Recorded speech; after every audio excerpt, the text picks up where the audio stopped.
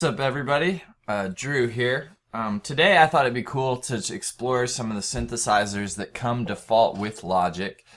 For those of you that haven't gotten Serum or are limited by your budget and only have Logic, we can make a lot of really cool sounds in Logic, and ultimately, synthesis is partly about the engine you're using and partly about how you use it. So I'm going to start by playing you a simple 808 sound that I built this morning using the ES1, which is one of Logic's built-in synthesizers.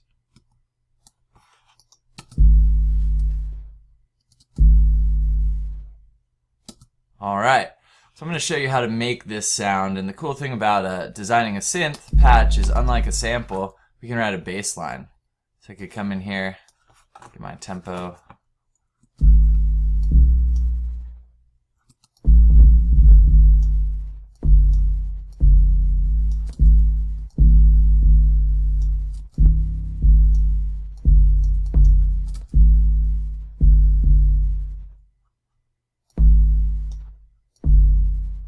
We can start to program a pattern.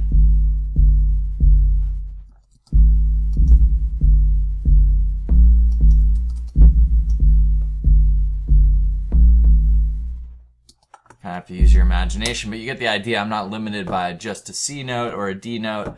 And so ultimately, MIDI-based 808s are going to give you more control over what you do. We can also use advanced MIDI functions, but I'm not going to cover that today.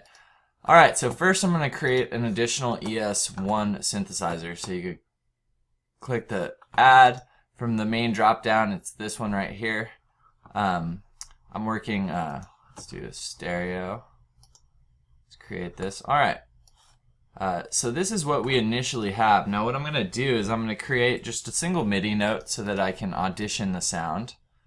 I'm going to put that on a C.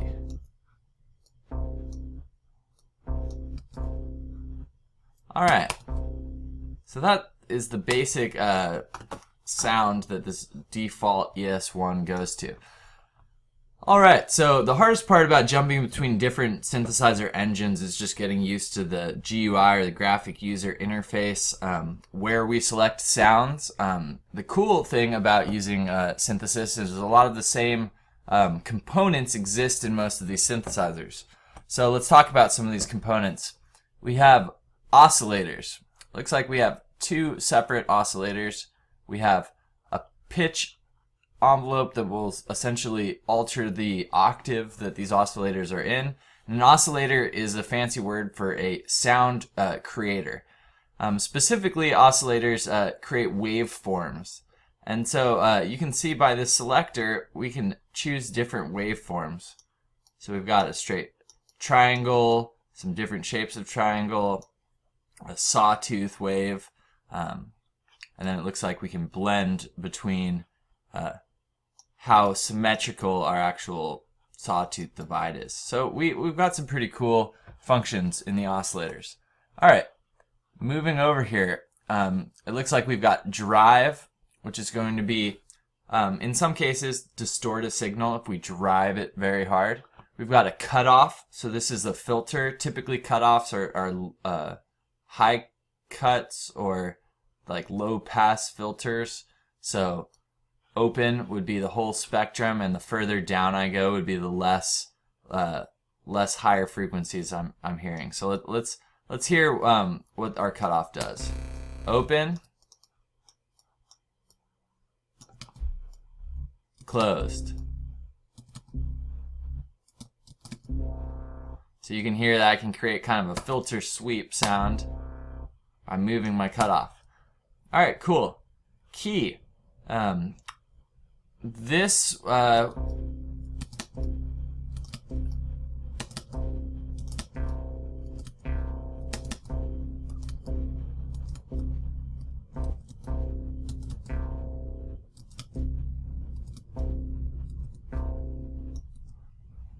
it sounds like it's doing something more like filtering than the actual pitch.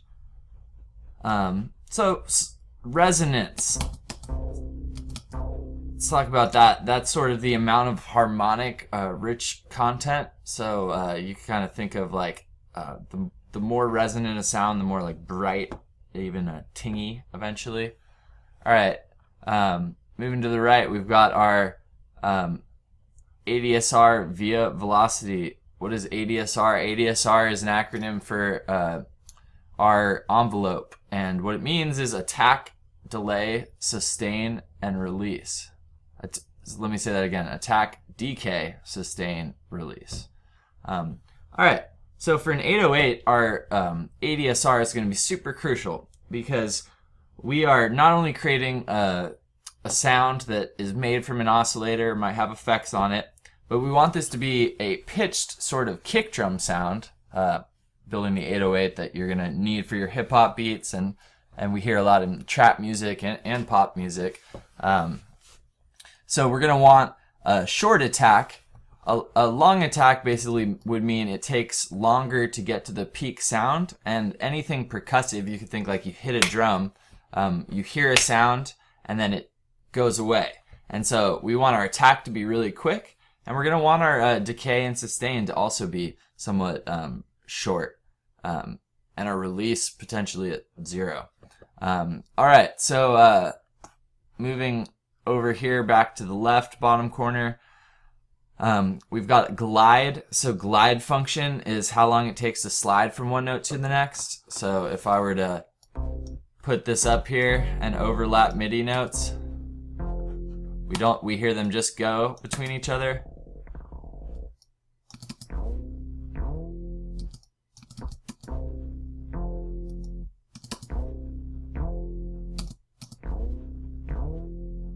Cool, you kind of hear how that slides in. That actually might be a cool thing to take advantage for our 808 building.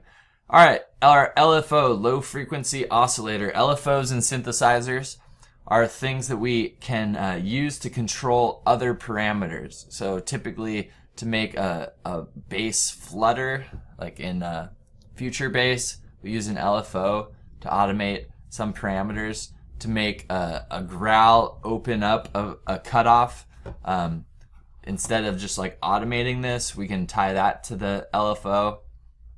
All right, and it looks like our LFO router is in the middle. So I'm guessing with my selection right now, my router is going to control the pitch. Let's examine that. Let's put this to a quarter note, easy enough to hear.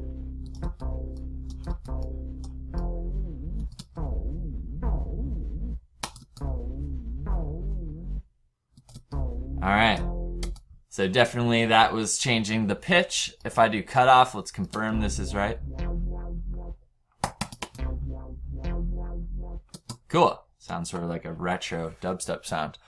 All right, our mod envelope.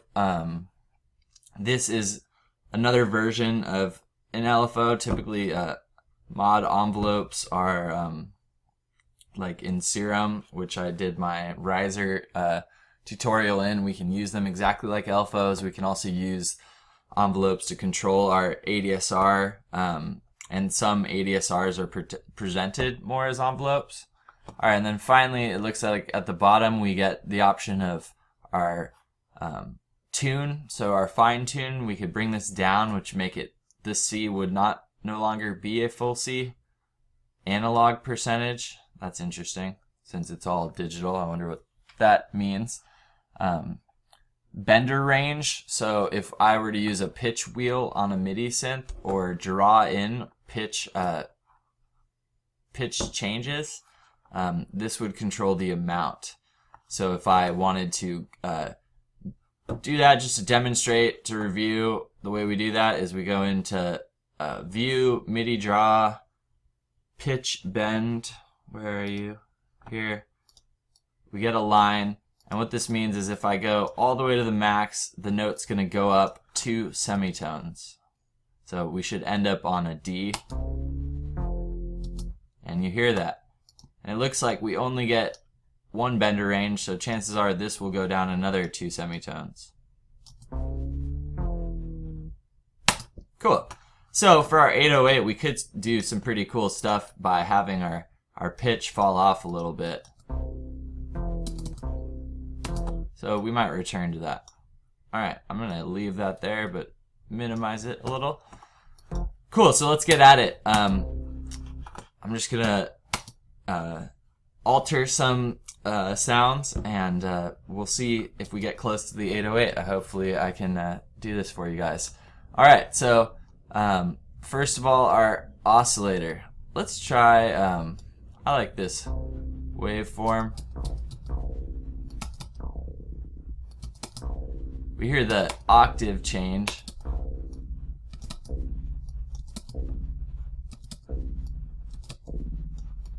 Let's experiment with this oscillator.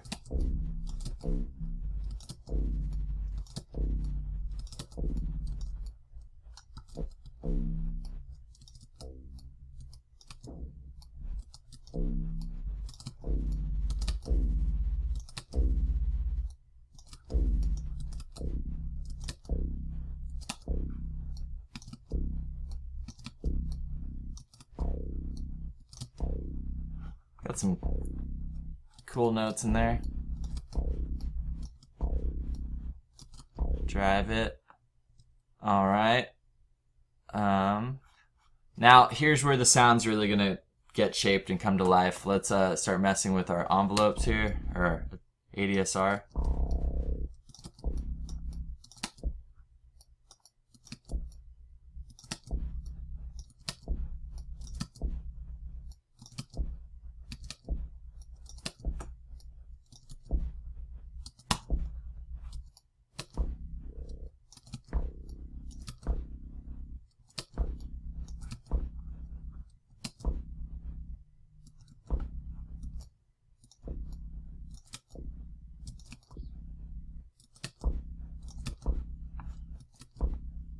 Alright, it's coming to life. Let's start.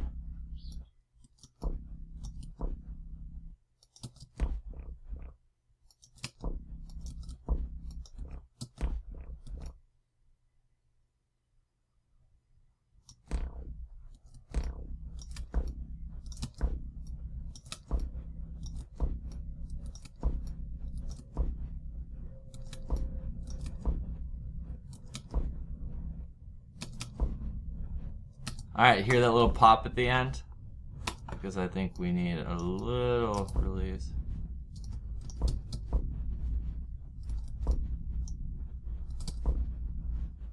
We hear that pop. Go away. Alright, cool. So, since we do not have any effects in the similar way of Serum, I'm probably going to start manipulating the sound with an effects chain just from Logic's basic effects. So we're going to take that and drive it via compression. So let's use Logic Dynamics Compressor. Let's bring this up. Just use the default settings. I'm going to lower my threshold.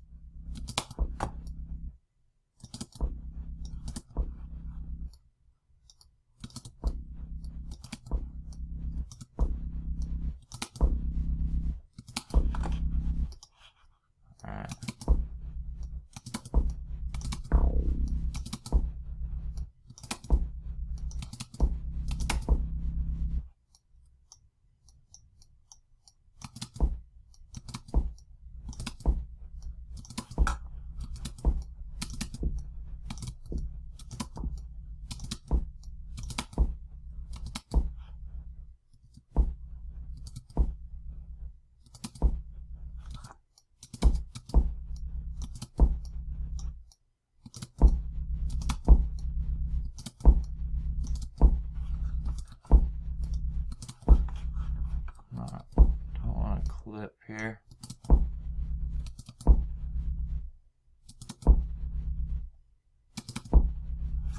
Cool. I think it's getting there. Now, this sound design thing can be pretty fluent. So essentially, I'm going to model my effects chain after what I've learned through using Serum. So typically I use a compressor, I use a dimension expander. So let's put the expander on here.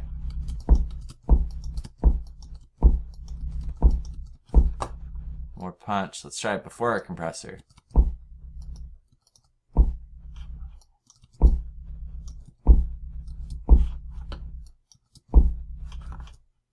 Let's go back into our expander.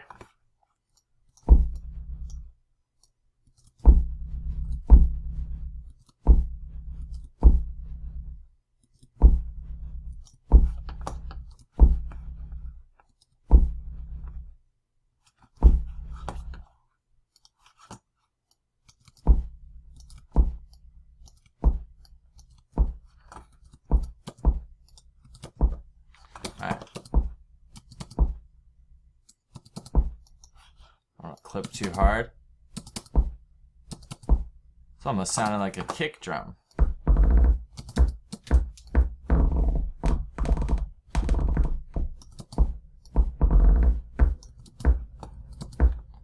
it up an octave.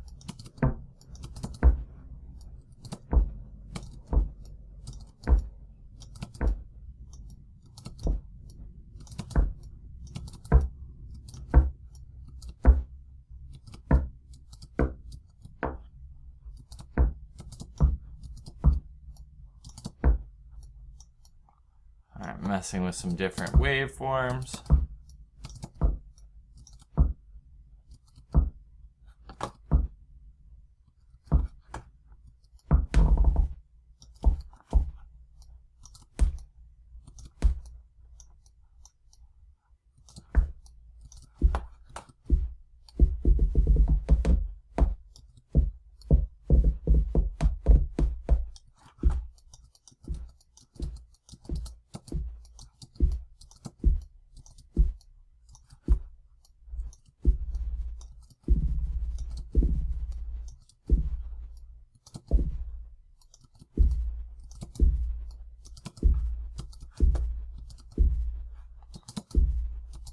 All right, that helped us a little.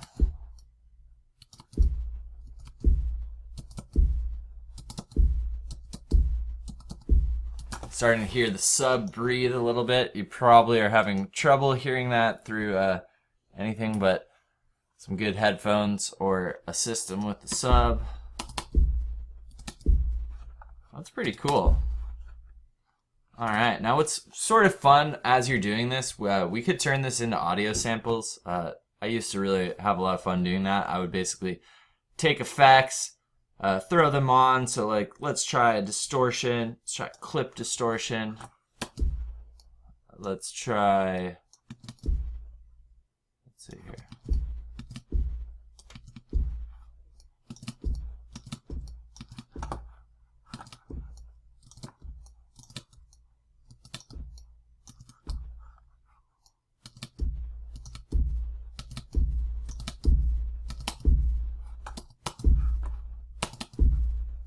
That's kind of cool. I feel like the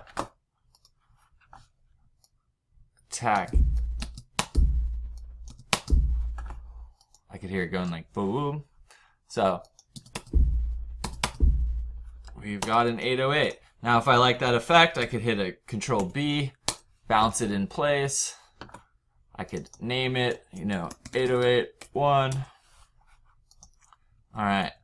Now we have a lot of room to manipulate this because we left a lot of headroom. This is kind of a good idea as you're building a sound. We don't want to smash the system too hard before we're closer to a finalized sound, because then we have to play like a game of push and pull, which isn't fun. So now this sample I could save as a, a d.r.u 808C, the pitch. And if you're somebody who prefers to work from audio samples, this is a great way of creating your own audio samples. If you're somebody that prefers to save MIDI, by all means, you can go in here and you can save your actual MIDI strip setting. Let's call this d.r.u demo 808. All right, now this is somewhat important. The way Logic's saving works is this will be totally recallable on any ES1 instance that we open in any other session, so that's great. Now, a lot of the sound that we made was resulting from our effects. Let's hear it without the effects. So it's still pretty cool. Sort of widen the sound.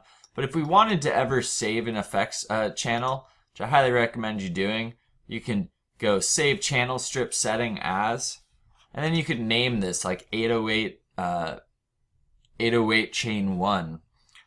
For a lot of my buses, I have reverb buses saved. For a lot of like my vocal chains, I'll have a wide number of different vocal processing chains that I've made throughout the years. So I'll have stuff labeled by like hip hop male vocal 1, lo-fi, pop male vocal 1, pop female vocal 1, 2. You get the idea. And the cool thing about this is the more we take advantage of these save functions, the more time we save. Time is money. The more time you save, the more money you save, and ultimately the more work that you can get done. So I highly recommend that.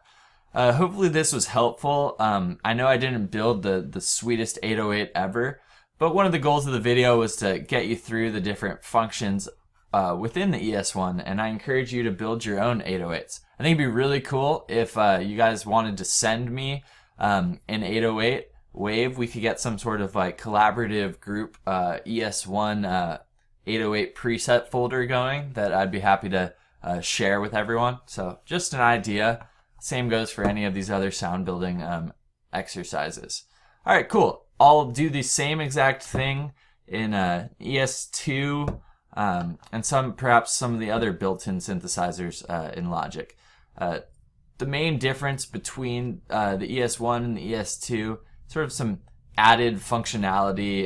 The ES1 is slightly simpler, which is why I started with it.